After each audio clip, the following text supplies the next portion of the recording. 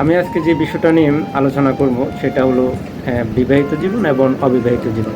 আসলে এই বিষয় নিয়ে আমি বললাম সেই বিষয়ে কথা বলব। তবে ফ্রান্সিস বেকন প্রথমেই বলেছেন বিবাহিত জীবনটা একটি নিয়তির কারাগার। এখানে পুরুষরা মুক্তি পায় না, তারা তাদের ভবিষ্যৎ নিয়ে প্রচুর চিন্তা করতে হয়। সেই ক্ষেত্রে আবার তিনি পাশাপাশি অবিবাহিতদের আলোচনা করতে গিয়ে বলেছেন তারা স্বাধীন, তারা মুক্তগামী হয়, কারো উপর তারা নির্ভরশীলও থাকে না, তারা তাদের মতো করে জীবন চলতে থাকে, পিছু টান বলতে কিছু থাকে না, যখন যা ইচ্ছা করতে পারে।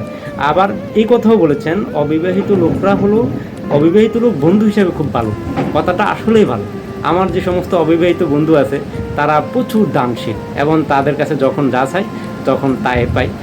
তাই বললে তারা যে আজীবন অবিবাহিত থাকবে আমি সেই কথাটি আসলে বলি না, তারাও যেন সবামতো বিয়ে করে নেয়।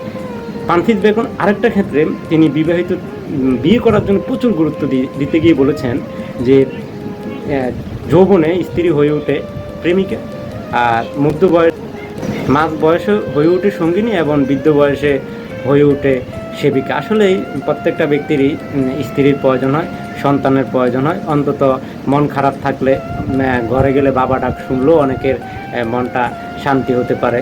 সেক্ষেত্রে আমি জেমস জয়েন্সের একটা বিখ্যাত বই ছিলেন, বইটার নাম হলো ইউলিসিস।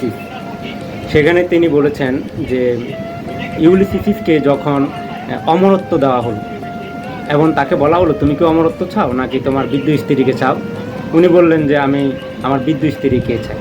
অর্থাৎ সে অমরত্বকে বেছে নেয় নাই, বৃদ্ধ স্ত্রীকে বেছে নিয়েছে। তো সেই ক্ষেত্রে প্রত্যেক ব্যক্তিরই আসলে বিবাহ করা উচিত। আমার যে সমস্ত বন্ধুবান্ধব আছেন বা আমার যে সমস্ত আত্মীয় স্বজন আছেন তাদের উচিত দ্রুত বিবাহ করে ফেলা যদি বিবাহের বয়স হয়। আর এটা আমার বন্ধুবান্ধব বা আমার বড় ভাই ছোটো ভাই কেউই তাদের দিকে নেওয়ার চেষ্টা করবেন না। পৃথিবীতে যে যত দ্রুত বিয়ে করে সে তত দ্রুত সফল।